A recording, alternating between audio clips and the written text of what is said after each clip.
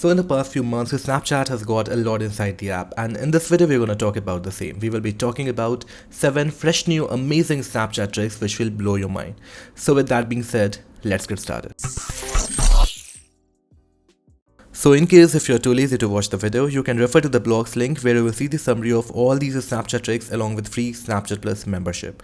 The blog's link is given below in the video's description or in the pinned comment. The very first trick is to enable a newly introduced setting, and by this snaps from both the ends will save automatically in the chat for 24 hours. So for this you will need to press and hold your friend's name on the list, and under the chat settings you will see an option keep snaps in chat. Just enable it and it's done.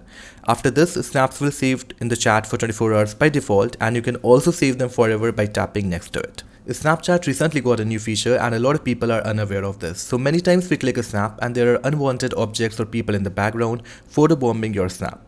And now we can fix this up by using this new tool called Magic Eraser. So for this you will need to select the object you want to remove and the AI will do the job done for you. Well, for now we were knowing that we can search for places and dates in the Snapchat memory search section, but it's not only limited to that. The AI has been improvised a lot and you can search for the things what you actually want to see by entering the keywords.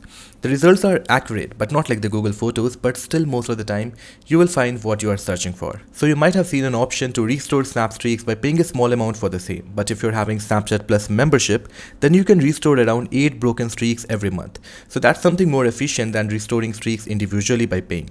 Also, if you want free Snapchat Plus membership, then must check the link given below in the video's description or in the pinned comment. So there's a hidden feature inside the Snapchat application, and by this you can scan for the song being played in your background. So in case if you're not having Shazam in your phone, Snapchat will do the job for you. For this, just go to Snap Camera, press and hold for a while, and you will see an option for discover a song. Just click on that and it will find the name of the song.